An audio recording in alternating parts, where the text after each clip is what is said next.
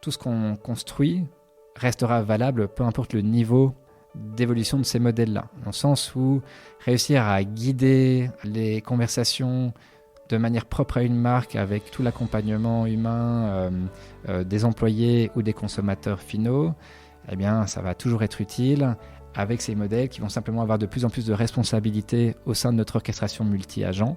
Et donc c'est ça aussi la beauté de ce qu'on fait, c'est qu'on croit vraiment qu'en fait on tient quelque chose d'assez cool pour la suite. Parce que la communauté est clé, parce que l'entraide nous possède, on a décidé de mettre en lumière tous ces visionnaires. Bienvenue dans le podcast Build a City for Good de Daphne. Bonjour à tous, aujourd'hui nous avons le plaisir de se retrouver pour un nouvel épisode qui s'inscrit parfaitement dans le thème de la semaine, à savoir qu'on est à Paris et que c'est l'IA Summit qui touche à sa fin.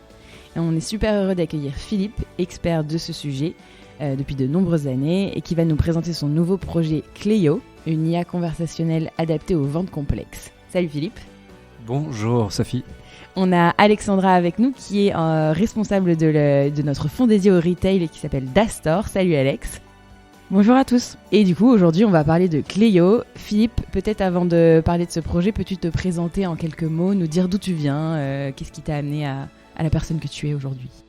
Avec plaisir. Déjà, tout d'abord, merci de m'avoir ici aujourd'hui. Donc, je suis ravi d'être là. Donc, moi, c'est Philippe, CEO, cofondateur de Cléo, qui est donc une entreprise effectivement qui offre une plateforme d'IA conversationnelle pour aider les entreprises B2C à mieux vendre typiquement des produits complexes, comme par exemple dans le voyage, des réservations avec des dizaines, des centaines de variantes.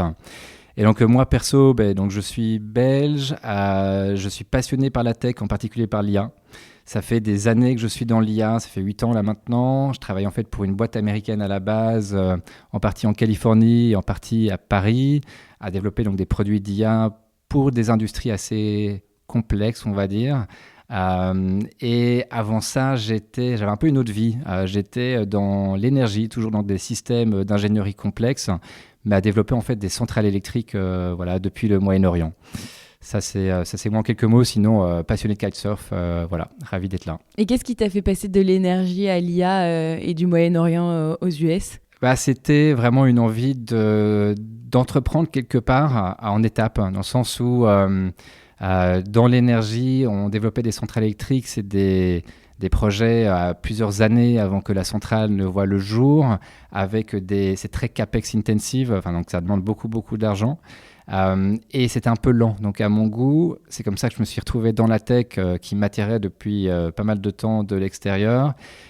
J'ai fait la transition donc de ENGIE à C3AI via ce lien qui était dans l'énergie, parce qu'en fait la boîte américaine développait des applications d'IA dans l'énergie, et ça c'était la transition assez simple.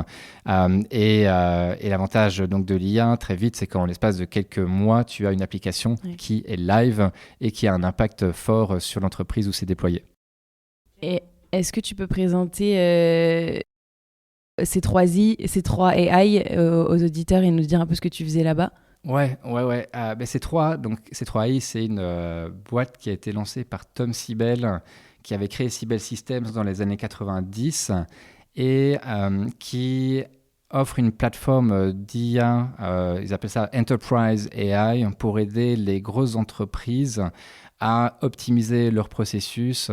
Typiquement, faire de la maintenance prédictive pour détecter des pannes de compresseurs en avance de temps, ou encore faire de l'optimisation des inventaires, ou encore détecter la fraude pour les banques, ce genre de cas d'usage donc très, très complexes, très industriels, c'était des applications qui se vendaient à plusieurs centaines de milliers d'euros annuels et une plateforme à plusieurs millions de dollars. Donc un petit peu prohibitif au niveau du type d'entreprise qui pouvait y accéder. Nous, on l'a rejoint, je dis nous, c'est Louis, Adrien et moi, les 3 associés de Cléo. On l'a rejoint dans les premiers jours, surtout Louis, ce qui fait qu'en fait, on est passé par les différentes étapes avec l'introduction en bourse en 2020. Et ça a été génial de vivre cette expérience-là. On s'est dit qu'on voulait d'ailleurs la revivre un peu à notre manière. Et c'est comme ça aussi qu'on a démarré Cléo. Mais c'est oui, là-bas que vous vous êtes rencontrés tous les c'est trois. ça. En fait, on est Et vous avez été amenés à bosser ensemble au sein de la boîte? complètement en fait tous dans des rôles assez différents. Donc Louis était vraiment dans l'IA, la data science, il était VP global de tout ce qui était generative AI pour C3AI. Il avait créé des équipes de scratch depuis la Californie tout comme Paris. Il avait fait 6 ans là-bas, 6 ans à Paris. Adrien était responsable de toutes les ventes pour l'Europe, à gérer les plus gros comptes ici. Et moi, quand j'étais là-bas, j'étais en produit. Je m'occupais des suites d'applications IA sur différents domaines et à Paris de toute l'équipe de data science internationale.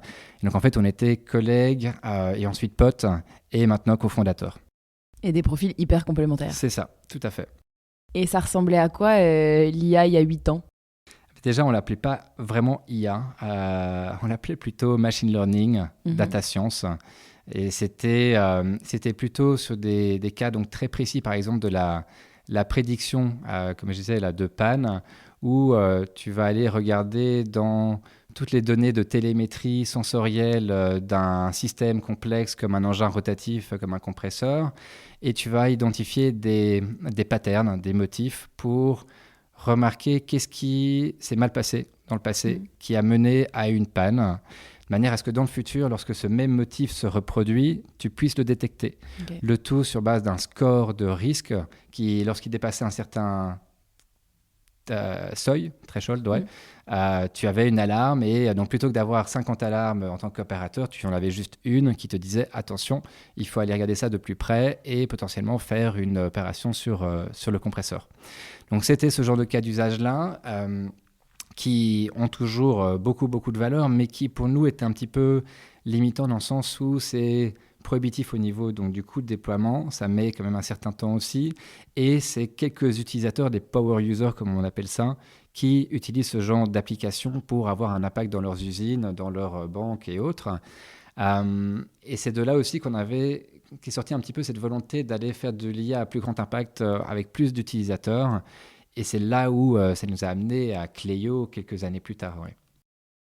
Et est-ce que tu disais que vous étiez tous les trois dans un premier temps aux US, puis ensuite en France? Ouais. Est-ce que quand vous êtes retourné en France, vous avez vu une vraie différence avec ce qui se passait aux US? J'ai envie de dire que là, aujourd'hui, ça a quand même pas mal évolué. La France, l'Europe, au niveau de tout l'écosystème pour aider les startups, nous, on est quand même très impressionnés aujourd'hui. Sur les 18 derniers mois du support qu'on a réussi à obtenir. Oui. Par exemple, au niveau de tout ce qui est subventions, de prêts d'honneur, d'accompagnement, de levée de fonds aussi. Avec vous, entre autres, on est ravis de vous avoir, ainsi que Serena, à bord. Et puis, donc, il y a vraiment une sorte de maturité aujourd'hui qui est bien plus forte qu'il y a quand moi je suis arrivé en France en 2017, 2018. Donc ça, c'est très apprécié. Et du coup, si on se focus sur Cléo, est-ce que tu peux nous faire un peu la genèse du projet? Ça a été créé du coup fin 2023.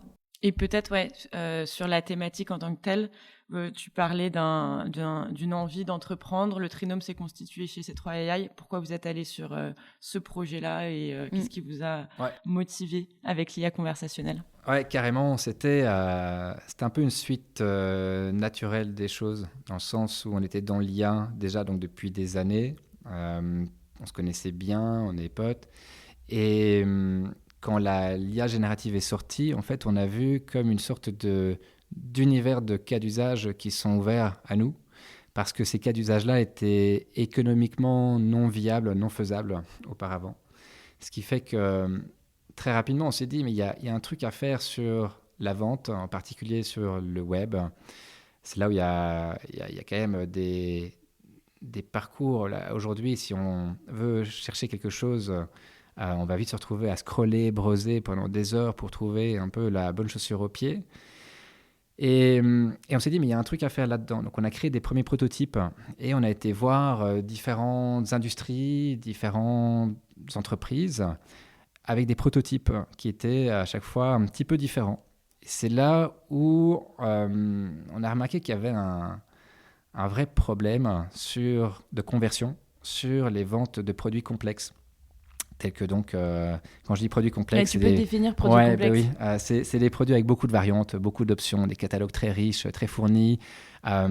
Typiquement, quand tu veux réserver un voyage aujourd'hui, tu as la Terre face à toi, donc tu as 10 000 options possibles de voyage. Ça, c'est typiquement un produit complexe. Et on fait donc la même chose sur l'automobile, dans les assurances, dans l'immobilier. Un peu partout où tu as besoin aujourd'hui d'un accompagnement humain via un call center, via une agence humaine, via un chatbot live pour guider, accompagner la personne dans sa recherche du bon produit. Généralement, c'est des coûts qui vont être importants pour le client aussi. Ouais. C'est des coûts importants, c'est un vrai achat, quoi. On n'est pas face à... Ouais, c'est ça. Il y a vraiment un coût. Il y a aussi toute une expertise à avoir. Il faut réussir à faire ça correctement, à bien accompagner l'utilisateur. Quand je dis accompagner, c'est aller capturer les bonnes intentions en lui posant les bonnes questions de manière intelligente et contextualisée. C'est d'aller faire un bon matching entre ce que cette personne a indiqué qu'elle voulait à travers la conversation avec le produit ou le catalogue de produits de l'entreprise, et le tout de manière assez fluide et riche et naturelle. Et donc ça, aujourd'hui, il y a beaucoup de manières alternatives pour réussir à résoudre ce problème de scrolling, de browsing et de perte un peu de ses utilisateurs sur le web, mais il n'y a rien qui est vraiment satisfaisant. Et nous, on a la conviction qu'on peut complètement transformer cela avec de l'IA conversationnelle qui va devenir l'interface de demain, qui se transforme, se morphe au long de la conversation pour accompagner au mieux l'utilisateur avec donc les bonnes questions, avec les bons éléments graphiques, visuels, la bonne information au bon moment, le tout dans une relation qui devient de plus en plus de confiance entre l'utilisateur et l'IA pour répondre à son besoin. Et est-ce que tu peux nous présenter concrètement comment ça se passe du coup pour le client qui va se connecter sur un site et pouvoir discuter avec votre IA ? C'est très simple. En fait, on essaye vraiment de simplifier la vie un maximum de nos clients. Donc, la façon dont on approche ça, c'est qu'on fait un pilote de 3 mois qui ne nécessite pas grand-chose de la part du client, si ce n'est que l'accès à ses données, l'accès également à typiquement son CRM, si on veut lui envoyer des personnes qualifiées. Et donc, pendant ce premier mois de déploiement, on va faire le setup.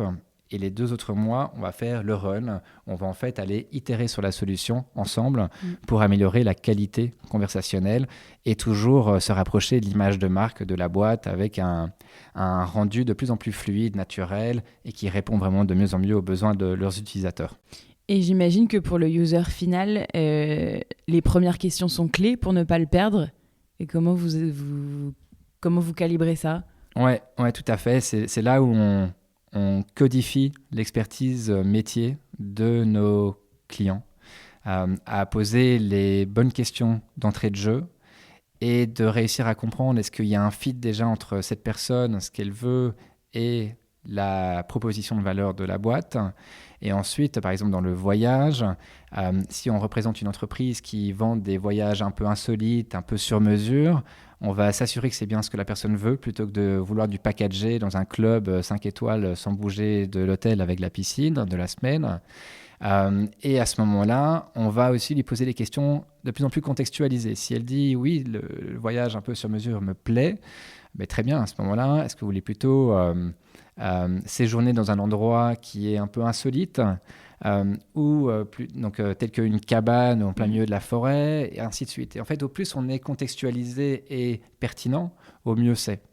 Donc c'est effectivement une très bonne question. Et moi, ce que j'aime bien dire, c'est qu'on essaye un peu de créer une valeur pour l'utilisateur tout au cours de la discussion.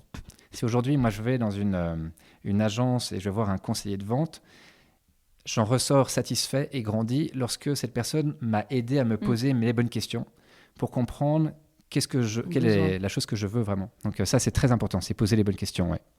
Est-ce que tu peux nous dire justement par quoi ça se traduit au niveau de la tech notamment, alors peut-être pas rentrer dans tous les tenants et les aboutissants, mais ça fait quelques années qu'on voit quand même pas mal de chatbots sur des sites avec des niveaux de satisfaction qui sont plus ou moins élevés. En quoi votre plateforme permet d'avoir une expérience qui est meilleure et donc de booster la rétention de vos clients ? Oui, complètement. En fait, ça n'a l'aspect visuel peut paraître encore un peu semblable, mais ça n'a plus rien à voir avec les chatbots de l'ancienne génération qui sont très statiques et rigides, des arbres de décision.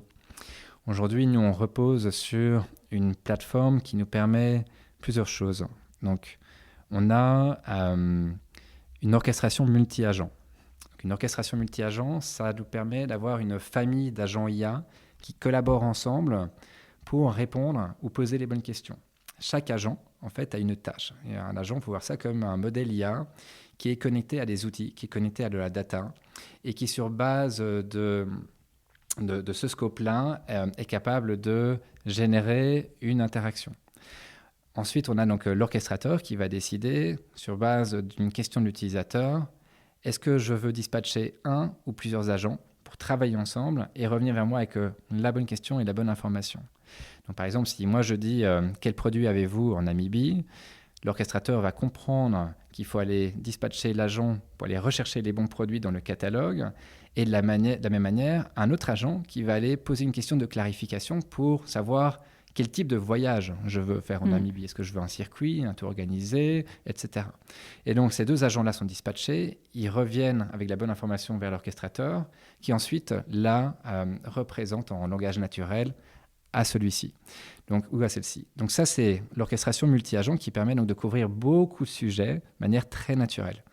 Ensuite, on a une autre techno qui a également émergé avec l'IA, qu'on appelle, nous, le Knowledge Engine, c'est un mot un peu fancy, et qui en fait représente une combinaison de 3 bases de données, donc c'est bases de données graphiques, vectorielles et donc sémantiques et relationnelles, et qui permettent de savoir, lorsqu'on va chercher un produit, est-ce que ce produit correspond d'un point de vue description à ce que la personne recherche, et est-ce que c'est ensuite également disponible d'un point de vue date et dans le budget de la personne d'un point de vue prix. Donc pour ça, on utilise cette combinaison de graphes. Donc ces deux ensemble font qu'on a une IA conversationnelle vraiment de qualité qui est vraiment proche d'une qualité de conversation humaine aujourd'hui. Voilà, ça c'est en quelques mots le produit.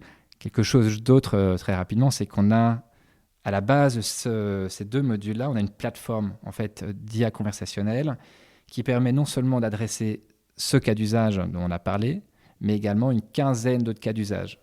Okay, parce que donc c'est typiquement ce qui est demandé aussi. Il y a la plupart des directions avec lesquelles on travaille, elles ont une vision, une feuille de route sur 5 ans de beaucoup de cas d'usage et elles veulent passer par un partenaire technologique et c'est là où nous on se positionne.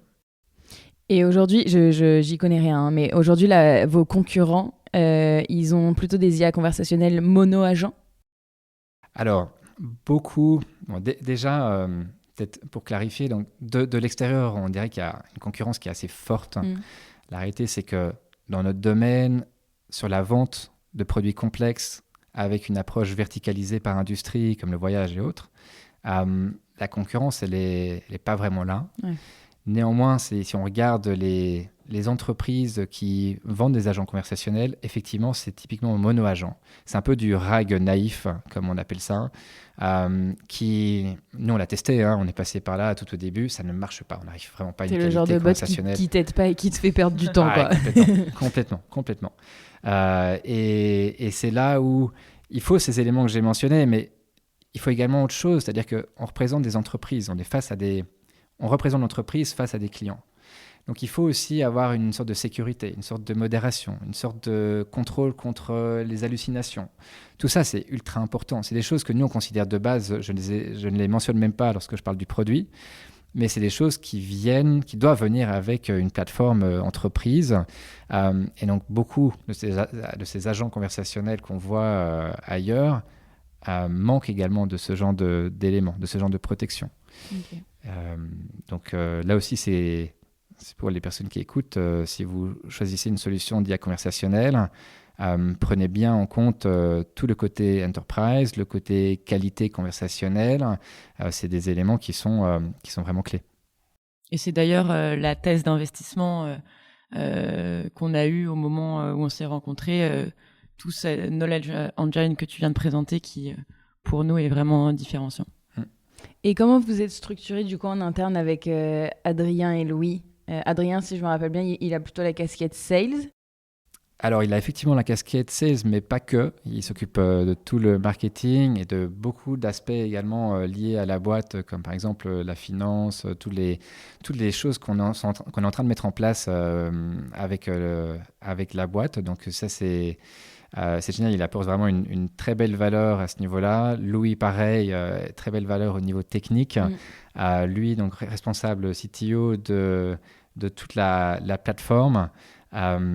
Et je pense que pour moi, c'est un vrai plaisir et en vrai, je me sens, comme on dit en français, grateful, voilà, de travailler avec, reconnaissant. Voilà, de travailler avec eux au jour le jour parce que c'est super. Et maintenant qu'on commence à recruter l'équipe et qu'elle se met en place et qu'on a un début de boîte vraiment qui se forme, tous les jours, c'est encore plus cool. Donc au-delà de vous trois, vous êtes une dizaine ? C'est ça, majoritairement des ingénieurs. Donc on met vraiment le focus aujourd'hui sur le produit. L'idée, c'est de devenir vraiment aller au niveau, on va dire, de ce qu'on a comme vision pour le produit. Et pour ça nécessite un gros investissement. Après, on a des personnes également donc en design, en marketing, en vente, le tout pour vraiment avoir le meilleur outil outil conversationnel, exactement. Ouais. Est-ce que vous recrutez ? Ça peut être le moment de passer un petit mot à nos auditeurs. Alors, recruter, donc, on le fait par vague. Là, maintenant, l'idée, c'est de créer vraiment la founding team. Ouais. Donc, environ une quinzaine de personnes avec ingénieurs, sales, marketing, principalement. Là-dessus, donc, on est une dizaine. On a également plusieurs personnes qui ont accepté de nous rejoindre bientôt. Et donc, on a hâte de les avoir à bord. Après cela, on va probablement faire une petite pause au niveau du recrutement, le temps que tout le monde monte bien en compétences. Ouais. Et quelques mois plus tard, on recommence le recrutement avec la deuxième vague. Évidemment, tout ça est sujet à évoluer, à s'accélérer potentiellement sur base des signaux qu'on reçoit du marché. Là, on a beaucoup de signaux qui sont positifs, ce qui nous mène à penser qu'on peut peut-être accélérer un peu plus fortement. Donc, on va voir, ça va dépendre dans les 2-3 mois qui viennent. Tu avais une question, Alex ? Oui, je rebondis, tu parlais de la vision. Est-ce que tu peux représenter la vision un peu globale et long terme aux auditeurs ? Alors, la vision globale long terme, c'est de devenir vraiment la plateforme de référence d'IA conversationnelle sur la vente pour toutes les entreprises qui vendent des produits complexes. Donc, ça veut dire de devenir l'interface de demain qui aide aussi bien à conduire des conversations directement avec les consommateurs finaux, que d'aider les employés de ces entreprises, les employés de vente, à mieux vendre. Donc avec des outils conversationnels qui leur recommandent les bons produits en live lorsqu'ils sont face à leurs clients ou au téléphone avec eux, qui leur donnent les arguments de vente, qui les aident vraiment à également continuer la conversation tout au long du parcours d'achat qui parfois peut durer plusieurs jours, semaines, vu que c'est des produits complexes. Et donc, c'est là où on se positionne et on a vraiment la conviction qu'on peut faire quelque chose de vraiment différenciant à ce niveau-là. Donc, on a trop hâte. On est convaincu aussi que tout le browsing, scrolling, etc., comme on le connaît aujourd'hui, c'est révolu. Demain, la plateforme vraiment ou l'interface de demain pour la vente, ce sera vraiment du conversationnel qui transformera l'expérience tout au long de la conversation avec des éléments visuels, avec la bonne information et la bonne question au bon moment. Le tout qui formera une expérience quasi divertissante et très interactive pour la personne en face. Et aujourd'hui, vous vous concentrez principalement sur le marché européen ? Marché européen aujourd'hui, marché américain et global demain. Top. Demain, donc dans 1 an et demi probablement, quelque chose comme ça. C'est quand même un marché très important avec de très belles opportunités et c'est là où je pense que la vraie différence va se faire.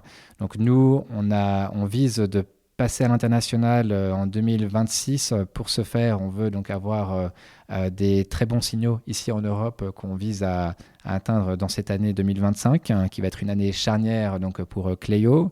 Et ensuite, on va partir avec nos valises aux États-Unis d'une manière ou d'une autre et vraiment impacter le marché là-bas. C'est quand même le plus gros marché aujourd'hui sur tout ce qui est PaaS et SaaS. Donc, si on veut être le leader global sur la vente avec de l'IA conversationnelle, ça passe par les États-Unis. Ok, super. Et tu parlais du travel comme industrie, de l'automobile. Est-ce que tu peux aussi représenter un peu la stratégie go-to-market et potentiellement les prochaines industries que vous allez targeter ? Ouais. Donc, la stratégie go-to-market, c'est vraiment donc, les entreprises, donc des boîtes tout de même avec un certain chiffre d'affaires, avec une certaine complexité au niveau de leurs produits, qui sont aujourd'hui B2C, mais demain également B2B. Et qui sont dans des industries donc, telles que le voyage, mais également l'immobilier, la rénovation énergétique, l'automobile, les assurances, la télécom et d'autres. Donc, c'est vraiment typiquement ces industries où il y a un accompagnement humain qui est nécessaire. La façon dont on avance, c'est d'aller en étapes sur ces verticales. Donc on a démarré avec le voyage. Là maintenant, on est sur l'immobilier, on est sur la rénovation énergétique et on a démarré également sur l'automobile. L'objectif est de créer toute une couche en fait additionnelle dans notre produit qui est propre à cette industrie-là, propre à cette verticale, de manière à être plus percutant, plus pertinent pour cette même industrie à chaque prochain déploiement. Donc en fait, on codifie toutes les connaissances de chacun de ces déploiements dans le produit lui-même. Donc, c'est pour ça qu'on le fait tellement en étapes. On le fait 3-4 industries à la fois pour être vraiment très bon là-dedans, avoir des clients qui soient satisfaits, qui du coup sont ravis en fait de parler de notre solution, de la mettre en avant, de la mettre live déjà sur leur site, ça c'est quelque chose. Et ensuite d'attirer d'autres entreprises dans cette même verticale. Vous apparaissez en marque blanche sur leur site ou... On apparaît en marque blanche avec des signes distinctifs au niveau de l'expérience qui vont être de plus en plus clairs, mais qui seront toujours en marque blanche. Ouais. Ok, ça marche. Et si on prend un peu de hauteur, on disait en intro que c'était le AI Summit en ce moment à Paris. Quelle est ta vision un peu de l'évolution de l'IA, notamment suite à l'annonce d'Emmanuel Macron sur l'investissement de quasi 200 milliards d'euros? Est-ce que tu as un avis là-dessus? Ouais. La question est... Je pense qu'aujourd'hui, on se pose tous beaucoup de questions sur la suite. Je crois que c'est sain de se poser des questions plutôt que de faire des grandes déclarations. Là, c'est un beau montant, 109 milliards annoncés par Macron, puis ensuite 200 milliards au niveau de l'Europe. Donc, beaucoup d'investissements, beaucoup de tout cela va aller dans des data centers aujourd'hui. La question, c'est effectivement quel va être l'impact au niveau plutôt applicatif, donc à notre niveau, qui est un peu la couche au-dessus de ces modèles fondationnels.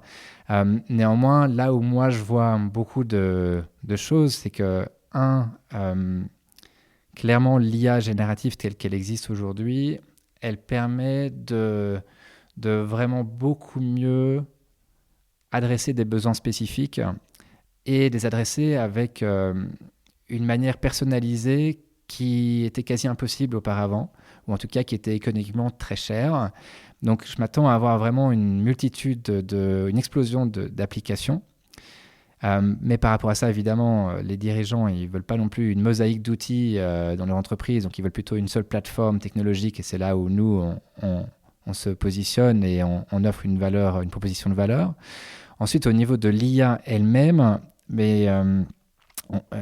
c'est quand même assez impressionnant parce que si on regarde par exemple les 5 étapes vers l'intelligence artificielle généralisée donnée par OpenAI en juillet dernier, on se situe déjà dans l'étape numéro 2. On a commencé avec l'IA conversationnelle en 2022. Là aujourd'hui, on se retrouve au niveau du raisonnement avec les derniers modèles qu'on remarque de tous ces fournisseurs de modèles IA.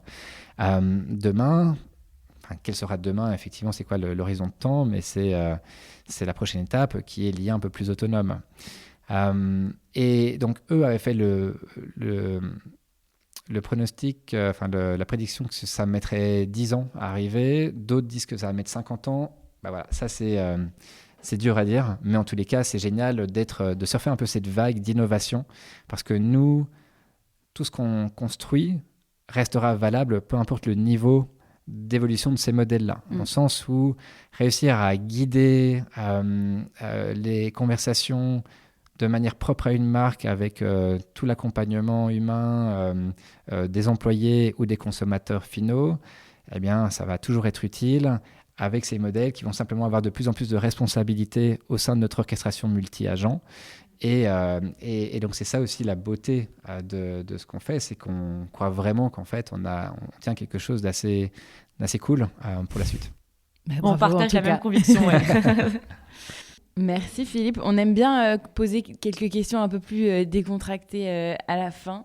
Tu nous disais que tu étais fan de kitesurf. Quel est le meilleur spot que tu pourrais recommander je dirais il y en a 2 que j'adorais. Allez, on en prend 2. Mais je vais en choisir un. C'est le Brésil, le nord-est du Brésil, incroyable. Parce qu'en fait, bien connu pour on a fait plusieurs semaines là-bas, à traverser 500 km de l'est en ouest, et on a terminé dans les dunes de sable de Lençóis Maranhão, où en fait on kite entre des dunes de sable dans des espèces de lagunes de 50 cm de haut, à 0 vague, avec plein de vent. Et donc, c'est juste fantastique. C'était vraiment paradisiaque. Ça fait rêver, ouais. Et tu t'es mis au kite il y a longtemps ou c'est arrivé sur le tard? J'ai commencé à Dubaï. Donc, quand j'étais là-bas entre 2012 et 2017, il n'y avait pas beaucoup de vent. Donc, j'avais des énormes voiles de 14 mètres carrés. Donc, c'était des gros paquebots comme ça à faire voler. Mais ça n'empêche que j'ai appris un peu la base de la base là-bas. Et puis, quand j'étais en Californie, avec un vent qui était pour le coup beaucoup plus fort, où j'utilisais des voiles beaucoup plus petites, c'était un plaisir parce que tous les week-ends quasi, je me retrouvais à faire du kitesurf avec des amis. La communauté de kitesurf en général est toujours très très sympa. Je trouve que les gens sont très abordables. Déjà, le fait de lancer un kitesurf, il faut toujours demander à quelqu'un pour le lancer. Pareil pour le faire atterrir. On s'entraide. C'est collaboratif. C'est génial. Donc, dans le kitesurf, c'est un peu plus sympathique que la communauté de surf. Voilà. Je vais me faire tuer en disant ça. Trop bien. Merci Philippe d'être venu nous parler de Cléo. On a hâte de voir les prochaines évolutions. Et puis, on remercie aussi nos auditeurs de nous avoir écoutés. Merci beaucoup de m'avoir reçu et merci d'être aussi dans l'aventure de Cléo. À très vite. À très vite.